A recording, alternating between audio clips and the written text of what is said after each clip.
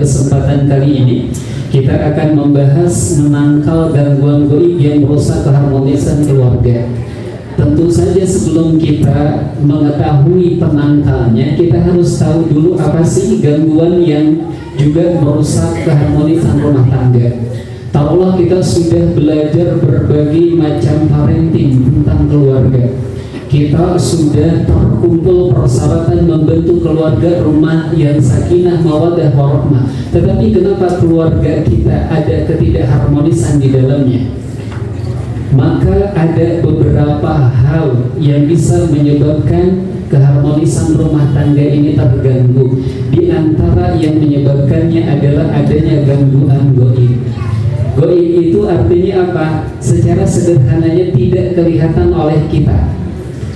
Karena ada alam syahadah, ada alam gaib. Alam syahadah yang bisa kita saksikan, sementara alam gaib yang tidak kelihatan. Salah satu di antara makhluk yang tidak kelihatan yang Allah ciptakan itu adalah jin.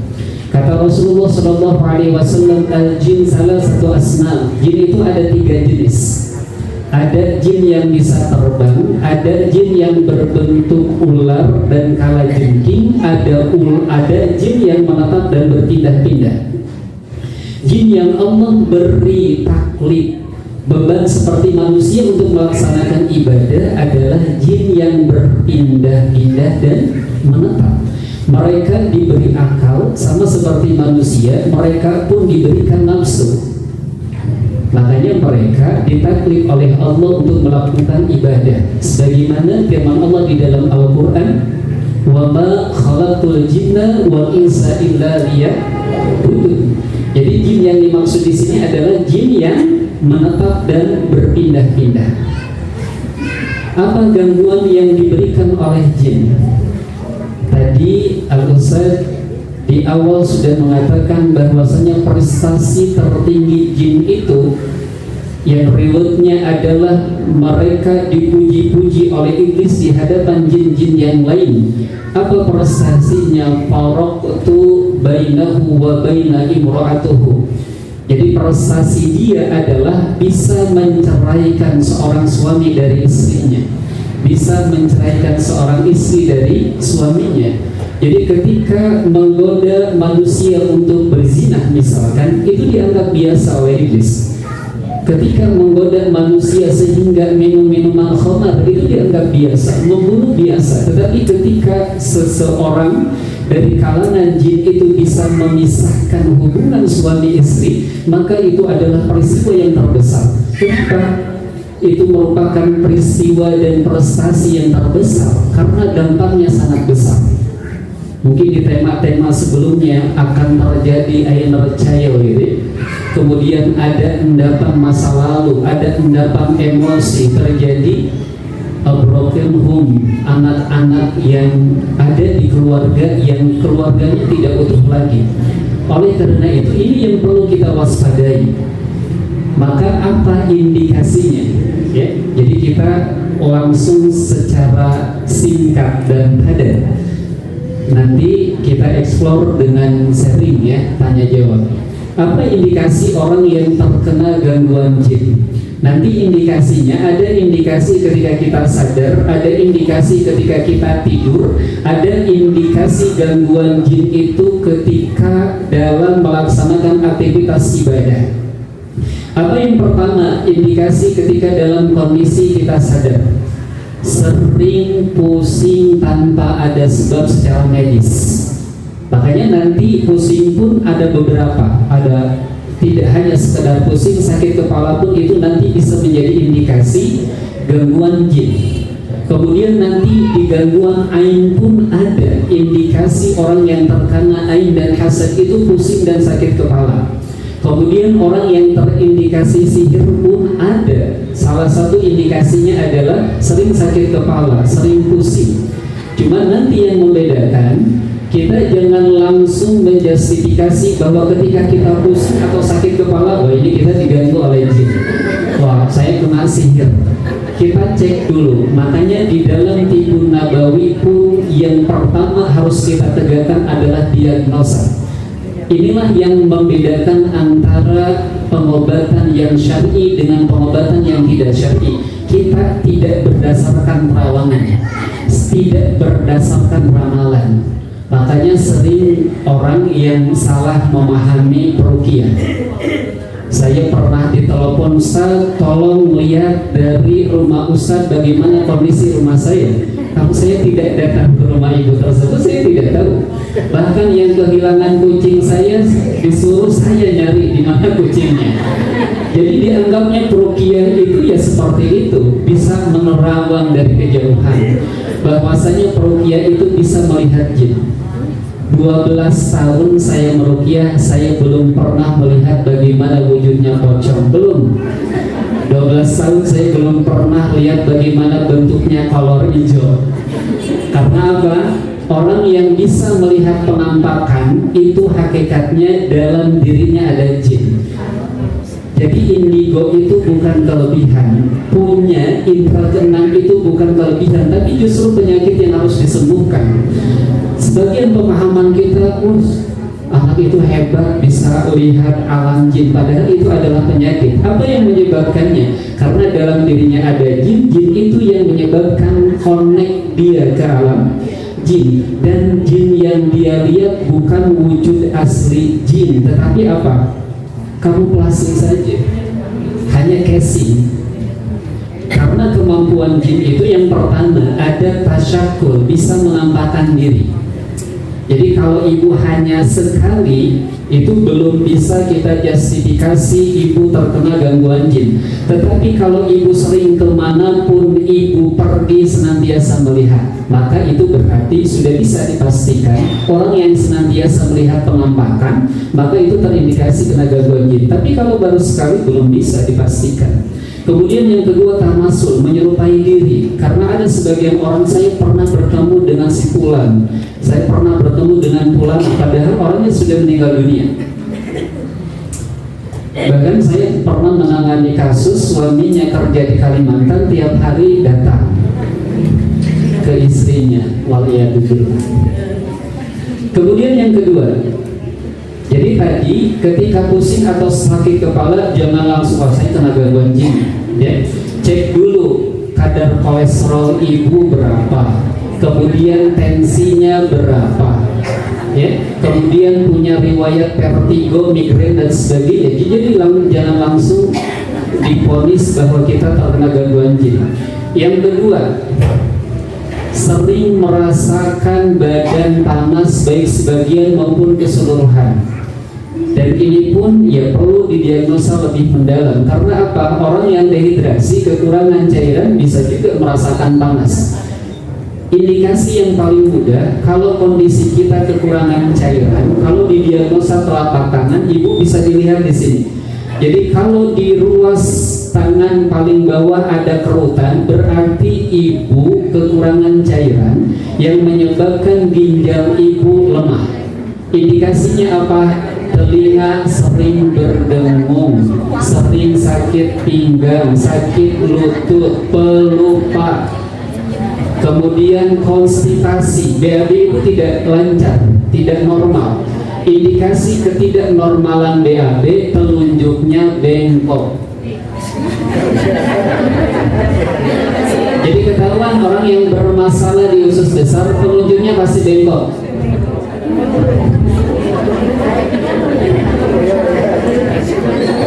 Terus bu, ruas-ruasnya hitam, ruas-ruas jarinya hitam. Semakin hitam berarti tumpukan toksik dalam tubuh kita terlalu banyak. Oke. Yang selanjutnya bu,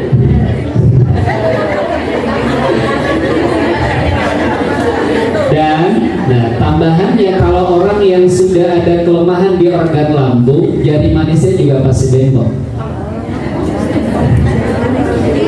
Jari manis bengkok. Jadi jari manis itu nanti berkaitan dengan usus kecil. Yang kedua lambung limpa. Yang ketiga sistem imunitas tubuh. Jadi orang yang imunnya lemah, jari manisnya bengkok. Lambung limpanya lemah, pasti jari manisnya bengkok. Itu tambahan. Kita lanjut lagi ke ciri yang selanjutnya.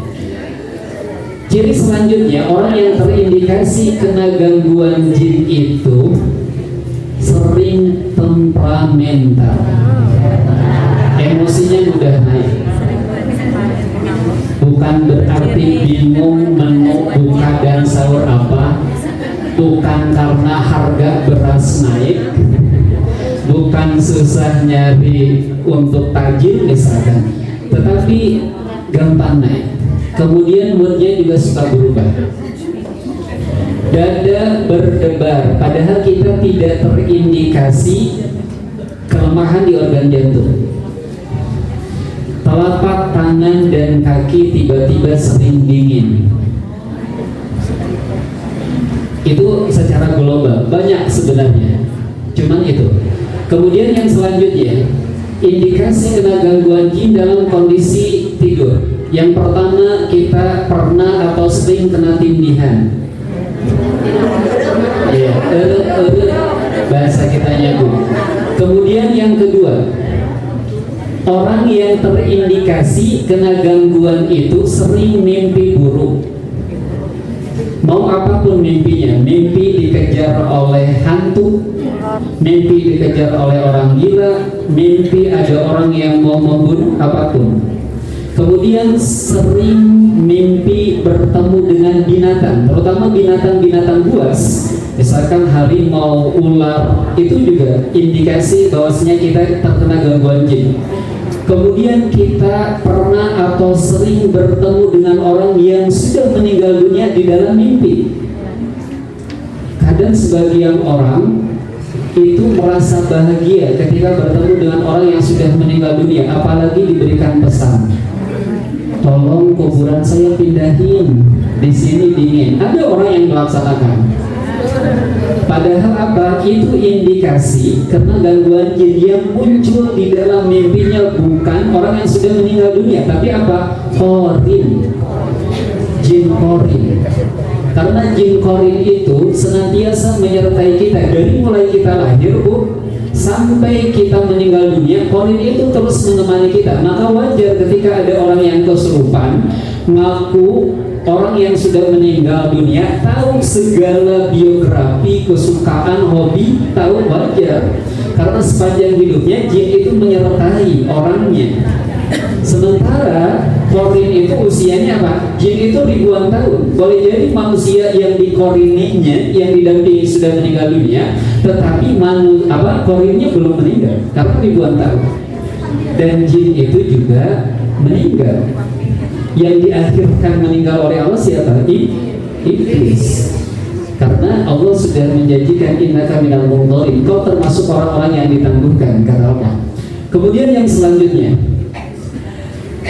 indikasi kita terindikasi kena gangguan jin ketika tidur itu kita sering mimpi ada di kuburan, di tempat sampah, di kamar mandi, atau di tempat-tempat kotor yang lain. Kemudian kita mimpinya tematik, misalkan mimpi tentang air saja, mimpi tentang angin, mimpi tentang api.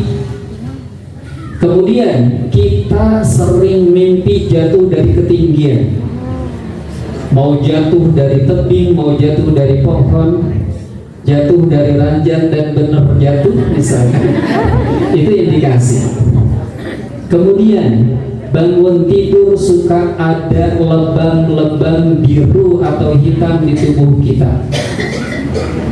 Orang Sunda suka mengatakan dilamot juri. Padahal ada dua kemungkinan. Kalau secara medis boleh jadi itu menunjukkan sirkulasi darah kurang lancar. Kenapa sirkulasi darah kurang lancar? Darahnya kental. Apa yang menyebabkan darah kental? Bisa jadi kurang cairan yang masuk ke dalam tubuh kita. Ingat, cairan yang masuk itu air murni, bukan air yang sudah dicampur dengan bahan-bahan kimia.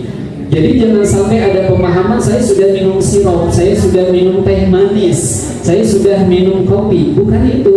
Jadi air minum yang kita konsumsi sebagai asupan cairan kita air putih, ya, air murni.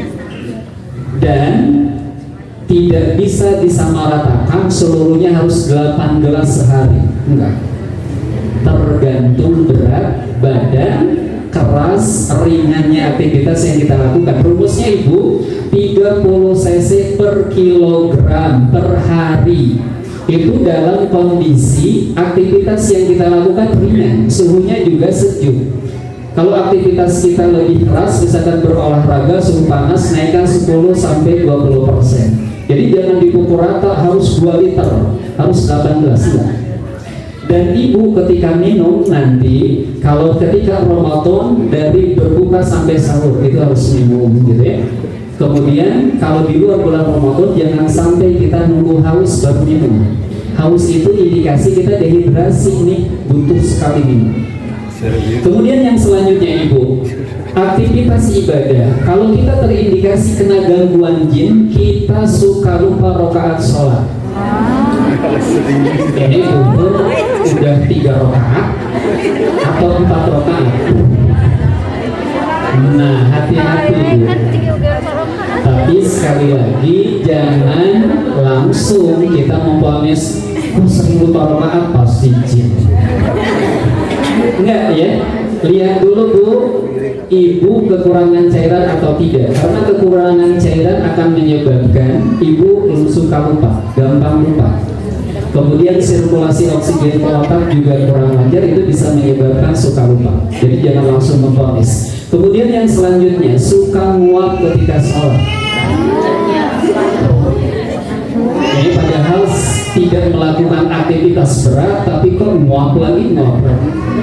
Kemudian tidak kuat lama baca Al-Quran, harusnya aja dinginnya betul.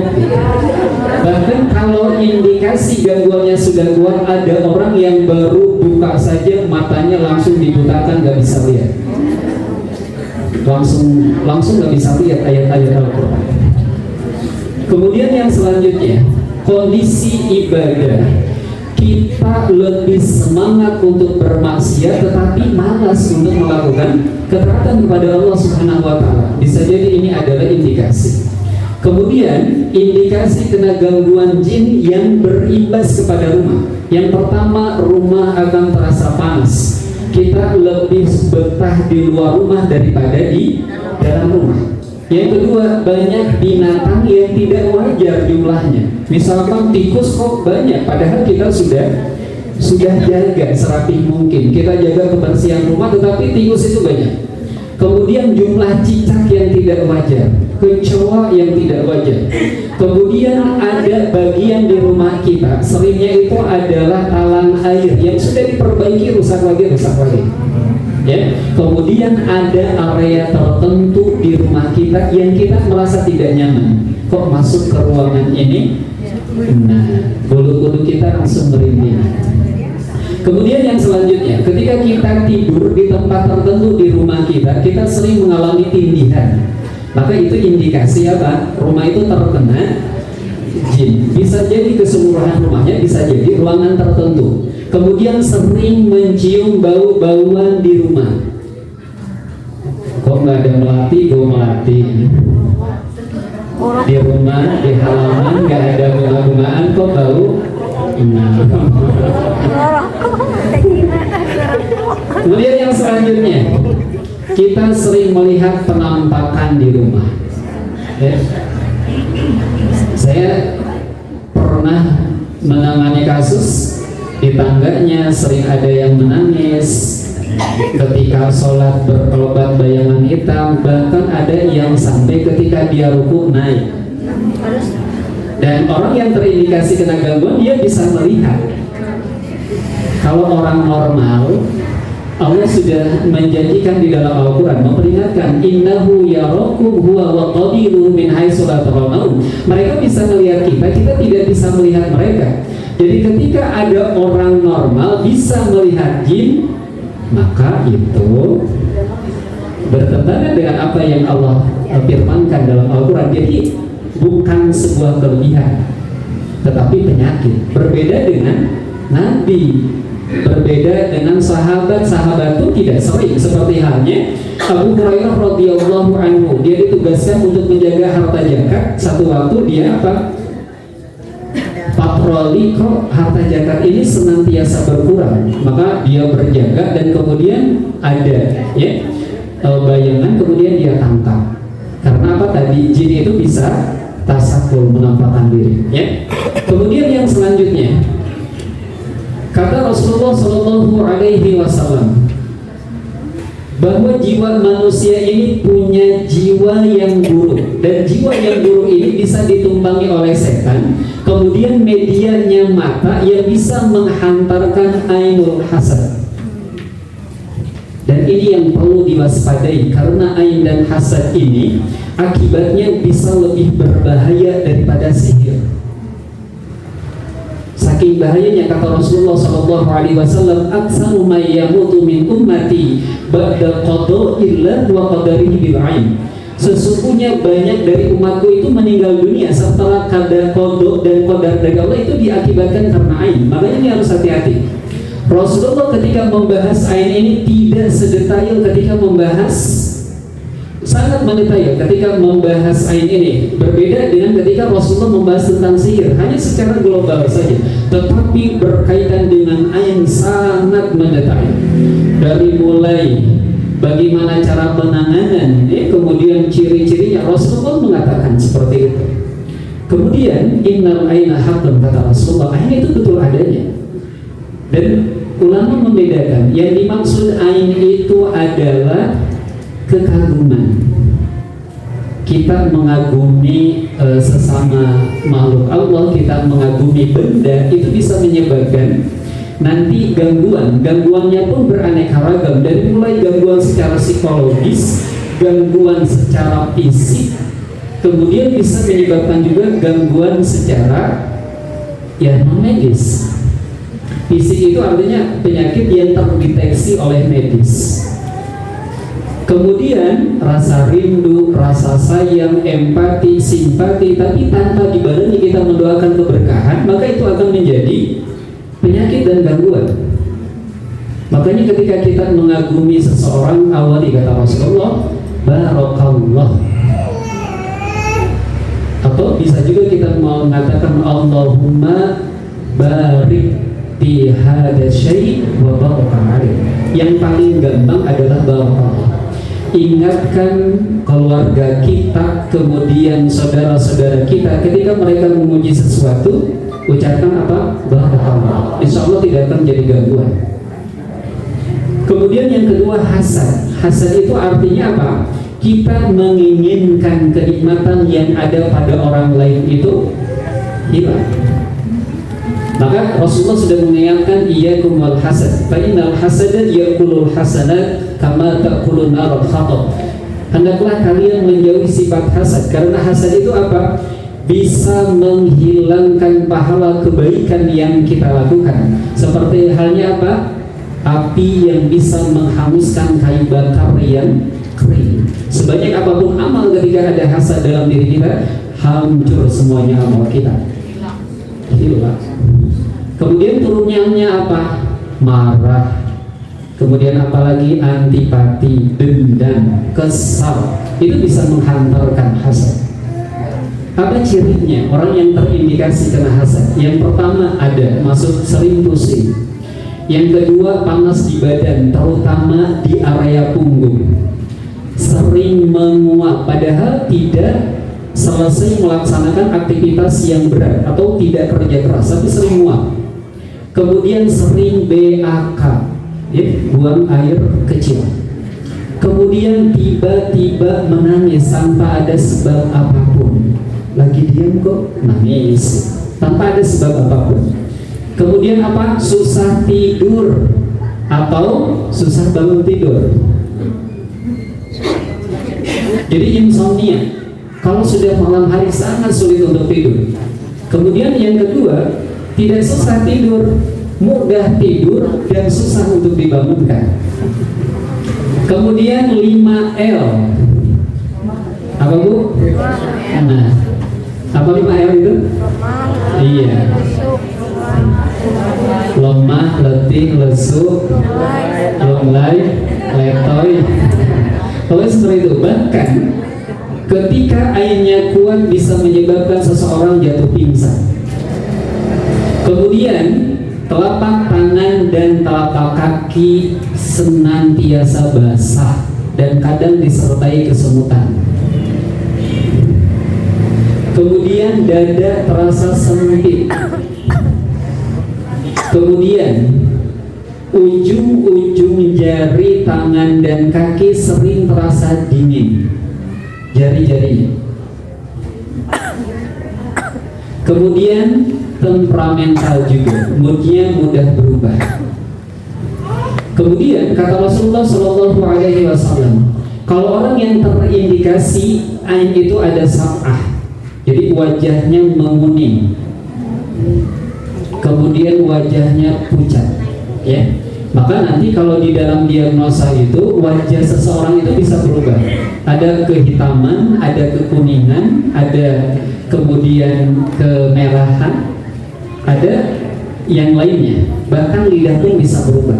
Jadi menguning itu kalau secara medis bisa jadi orang tersebut livernya sudah kena, dia punya penyakit hepatitis. Dan Rasulullah mengingatkan bahwasanya orang yang terindikasi ain juga ada sab'ah, ya. Kemudian ada apa? Seperti orang yang kelemahan di organ ginjal. Jadi di bawah matanya ada hitam, dan itu akan lebih menghitam ketika orang yang terindikasi kena ain itu diruqyah. Kemudian yang selanjutnya itu gangguan yang diakibatkan oleh jin itu adalah jin jatuh cinta. Apa akibatnya jin jatuh cinta? Karena tadi Bu, jin itu yang diberikan beban untuk melaksanakan ibadah, dia punya nafsu dan punya akal. Maka jin pun akan jatuh cinta ketika senantiasa melihat kita. Indikasinya apa Bu? Yang pertama, kita sering mimpi basah tanpa ada sebab. Kita sering mimpi hubungan suami istri. Yang kedua, ketika kita tidur sering merasa ada yang tidur di samping kita, tapi bukan suami. Yang ketiga, kalau sudah berumah tangga kita suka merasa sesak setelah melakukan hubungan suami istri. Kemudian yang selanjutnya, kita sering mimpi dilamar atau dinikahkan. Kemudian yang selanjutnya, tidak ada keinginan untuk menikah. Hati-hati Bu, gadisnya atau pemudanya yang sudah ada usianya, misalkan usianya sudah lebih nih, tapi kok nggak mau nikah, maka kita diagnosa, boleh jadi dia terindikasi kena gangguan jin yang jatuh cinta, atau disebut juga jin pesona.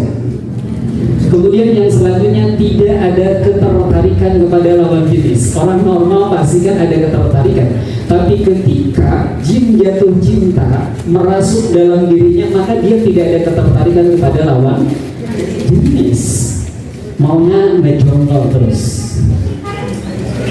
Kemudian sulit mendapat keturunan pun ini merupakan indikasi jin yang jatuh cinta. Kemudian suka berlama-lama di kamar mandi. Yang selanjutnya, suka berlama-lama di depan cermin. 2 jam belum beres-beres di kamar mandi, apalagi ini peringatkan kepada anak-anaknya, jangan sampai mabar di kamar mandi. Makanya sebaiknya Bu, di kamar mandi itu jangan ada bak berendam. Karena apa? Ya kita jadi nyaman berlama-lama di kamar mandi, padahal kamar mandi itu salah satu tempatnya jin di rumah kita. Ibu-ibu sekalian, apa yang menyebabkan jin bisa jatuh cinta kepada kita? Yang pertama, kita sering lupa masuk kamar mandi baca doa. Karena ketika kita masuk kamar mandi lupa berdoa, maka aurat kita itu terbuka.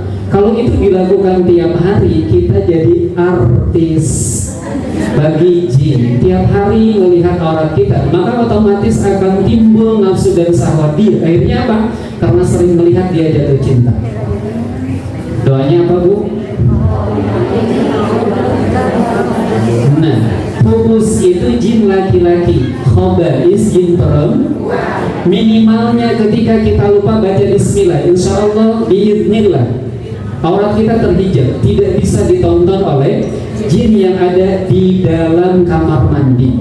Maka sunnahnya memang ketika kita mandi itu jangan telanjang bulat, tapi pakai basahan, sunnahnya. Tapi kalaupun tidak, jangan lupa baca doa saja. Yang kedua, ketika kita memakai pakaian juga suka lupa baca doa. Kita merasa di kamar sendiri, kamarnya juga dikunci, ibu, ada alam lain yang melihat kita. Makanya apa doanya, Bu, ketika pakai baju? Pokoknya jurus andalan kita bismillah. Rasulullah diantaranya mengajarkan alhamdulillahilladzi kasani hada saud wa rajaqani min ghairi haulin minni wala quwwatin. Itu doanya. Ketika melepas bismillahirrahmanirrahim la ilaha illallah. Yang ketiga, Bu, yang menyebabkan kita dicintai oleh jin itu adalah ketika kita melakukan hubungan suami istri suka lupa baca doa lagi. Bismillah lagi. Minimalnya bismillah itu udah bagus ya. Terus yang selanjutnya, perempuan kalau tidur suka telentang. Karena menurut penelitian kedokteran bisa menyebabkan kematian. Telentang aja, Bu, apalagi ibu teleng cangkul, teleng palu, telentang aja, Bu, bisa menyebabkan ibu mati di telentang. Jadi tidurnya, Bu, jangan terlentang. Laki-laki jangan telungkup, karena itu adalah setan. Jadi ibu banyak kasus jin mencintai manusia itu diantaranya apa? Itu posisi tidur.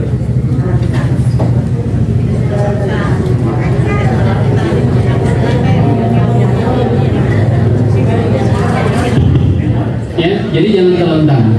Sunnah Rasulullah ketika tidur itu bertumbuhnya ke sebelah kanan. Karena ketika bertumpu ke sebelah kanan, kemudian bertumbuhnya pakai tangan. Ya, Rasulullah sunnahnya seperti itu. Supaya apa? Supaya lambung tidak tertekan. Karena lambung itu terus bekerja untuk mencerna makanan yang masuk. Karena bagian dari organ pencernaan. Jantung kita juga tidak tertekan. Makanya itu sunnah. Jadi lambungnya tetap nyaman ketika dia bekerja, jantung pun memompa darah. Karena organ yang tidak pernah istirahat itu jantung. Sebab ketika jantung ibu istirahat, maka makanya sayangi jantung, maka bertumbuhnya ke sebelah kanan. Yang selanjutnya, Ibu, yang menjadikan gangguan yang merusak keharmonisan keluarga itu adalah sihir. Begitu kejamnya dan gelimnya sihir ini sehingga oleh Rasulullah dimasukkan salah satu dosa yang paling besar. Kata Rasulullah SAW, as-sab'ul mubiqat, ittaqus sab'al mubiqat. Di antaranya adalah as-sihir. Dan sihir itu artinya apa? Tersembunyi. Sebab cara kerjanya, ketika dukun melaksanakan sihirnya tidak boleh ketahuan, baik dilihat langsung maupun lewat CCTV, itu akan gagal. Termasuk tidak boleh kelihatan oleh anak istrinya. Makanya dukun, salah satu cirinya dia punya ruangan khusus yang tidak boleh dimasuki oleh siapapun kecuali dirinya. Kemudian dukun itu tidak langsung dia melakukan sihir, maka dia akan olah TKP dulu sesuai dengan sihir yang akan dilancarkan. Misalkan sihir masyruh, sihir yang disiramkan, maka dia akan meneliti area mana atau jalan mana yang sering dilewati oleh calon korban. Dan sihir itu nanti ada, oh ya,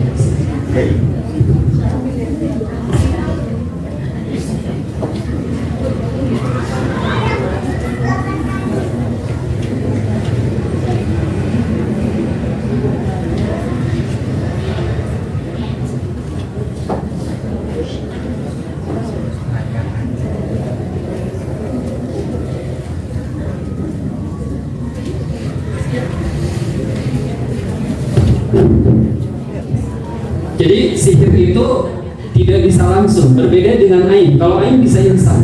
Kalau sihir itu perlu banyak waktu. Bahkan ada yang sebelum melancarkan sihirnya 3 bulan dia olah TKP-nya. Ya, tergantung sihir yang akan dilancarkan. Makanya hati-hati Bu. Ada 4 benda yang tidak boleh sembarangan ditaruh karena itu bisa dijadikan sebagai media sihir. Yang pertama apa Bu? Bekas potongan kuku. Jangan di mana saja. Kemudian yang kedua, rambut rontokan. Jadi rambut ibu yang rontok jangan dibuang kemana saja. Kemudian yang ketiga, pembalut yang belum dicuci bersih. Kemudian yang keempat, pakaian kotor ibu jangan di mana saja. Karena itu bisa dijadikan media sihir. Bahkan bekas makan ibu saja, misalkan nasi yang sisa kemudian dibuang, itu bisa dijadikan buhul sihir. Buhul itu apa Bu? Tali. Makanya di dalam surat Al-Falaq, wa min syarrin nafatsati fil 'uqad, dan dari keburukan wanita tukang sihir yang menimpa pada buhul-buhul. Buhul ini tali transmisi yang menghubungkan ke dukun, yang menghubungkan ke korban. Kalau melibatkan kerajaan iblis, kerajaan jin, maka ada benang transmisi yang terhubung ke kerajaan. Buhul ini yang akan terus dikontrol oleh dukun. Ketika sihirnya mulai melemah, maka kemudian dicas kembali. Salah satu di antara sihir yang berkaitan dengan keharmonisan rumah tangga adalah sihir tafrik, sihir perceraian. Padahal secara lahiriah misalkan nggak ada yang kurang dari rumah tangga tersebut, tetapi inilah dolimnya jin. Dia akan bekerja sama dengan dukun, dan dukun pun tentu saja diminta oleh manusia yang punya sifat hasad. Makanya dalam setiap kasus sihir pasti ada hasad di dalamnya. Sihir perceraian ya disebutnya adalah sihir tafrik. Jadi walaupun nanti dalam aplikasinya tidak hanya menceraikan suami istri, tetapi bisa menceraikan 2 sahabat karib, bisa menceraikan karyawan dan pimpinan di sebuah perusahaan dan sebagainya. Di dalam Al-Quran surat Al-Baqarah ayat 102 Allah berfirman, "Fayata'allamuna minhuma ma yufarriquna bihi bainal mar'i wa zawji." Dan mereka mempelajari dari mereka berdua, yaitu Harut dan Marut, sihir yang bisa memisahkan antara suami dan istri. Apa indikasi orang yang terkena kepada sihir tafrik ini? Yang pertama, terjadi perubahan yang drastis, yang asalnya saling mencintai menjadi saling membenci, timbul kecurigaan dan keraguan di antara keduanya. Yang asalnya biasa-biasa saja, tetapi kemudian jadi saling membenci. Suami curiga kepada istri, istri curiga kepada suami. Kemudian keraguan, ini suami masih cinta nggak ke saya? Istri juga, suami juga, istri masih cinta nggak? Ragu. Kemudian yang kedua, melihat perubahan perangai, istri jadi berubah. Kemudian suami juga melihat istri itu perangainya berubah. Jadi dalam pandangan istri, suami itu buruk rupa, dekil, tidak menarik pokoknya. Yang asalnya padahal secara lahiriah misalkan ya ganteng. Suami melihat istrinya cantik. Ya, tetapi dalam pandangan suami yang terkena sihir ini, maka istrinya itu tidak menarik. Kemudian yang selanjutnya, terjadi perselisihan hebat walaupun sebabnya adalah masalah sepele. Masakan hanya kurang garam dikit gitu. Padahal bisa dimaklumi karena apa? Sedang puasa. Tetapi jadi pertengkaran hebat. Kemudian yang selanjutnya, sihir yang bisa masuk untuk merusak keharmonisan rumah tangga itu adalah sihir mahabbah. Bahasa kitanya apa? Pelet. Jadi pelet itu bisa dilancarkan oleh orang lain, bisa juga dilancarkan oleh istri ke suami, suami ke istri. Alasannya apa? Supaya cintanya abadi, cintanya awet hanya untuk saya seorang, tidak berpindah. Ada yang mencari jalan pintas dengan pelet. Indikasinya apa? Orang yang terkena sihir pelet atau sihir mahabbah ini perasaan menggebu-gebu terhadap seseorang atau terhadap pasangan hidupnya. Allah kan sudah mengatakan melalui sabda Rasulullah SAW, ahbib habibaka haunan, cintailah orang yang kau cinta dengan sewajarnya. Jadi tidak boleh berlebihan. Cinta yang berlebih itu harus kepada Allah dan Rasulullah SAW. Kemudian yang kedua, timbul dorongan kuat untuk selalu melakukan hubungan suami istri. Indikasi. Kemudian yang ketiga, rasa rindu yang amat sangat terhadap seseorang yang menyihirnya. Jadi tidak ada orang lain yang ada dalam pikirannya, hanya dia saja. Kemudian ini bisa berbalik. Yang asalnya tujuan sihir mahabbah itu supaya orang cinta kepada kita akan berbalik menjadi benci. Bahkan yang asalnya misalkan istri agar suaminya membenci seluruh wanita, itu akan terkena imbasnya. Si suami yang disihir pelet oleh istrinya akan membenci ibunya, akan membenci adik perempuannya, akan membenci bibinya. Pokoknya seluruh perempuan dalam kehidupan si pria tersebut akan terkena imbasnya. Jadi berbalik, yang asalnya tujuannya untuk mencintai berubah menjadi membenci. Ibu-ibu sekalian, yang selanjutnya yang akan merusak keharmonisan rumah tangga yang berkaitan dengan gangguan gaib ini adalah sihir ar-riba. Sihir riba itu sihir penghalang. Nanti ada 3 jenis. Yang pertama adalah ribatul man'i, sihir penghalang. Apa? Tidak, suami istri tersebut tidak bisa melakukan hubungan suami istri. Jadi akan dibuat nempel terus kakinya sehingga tidak bisa dibuka, sehingga sulit. Kemudian yang kedua, ar-ribtul taballud. Apa sihir taballud?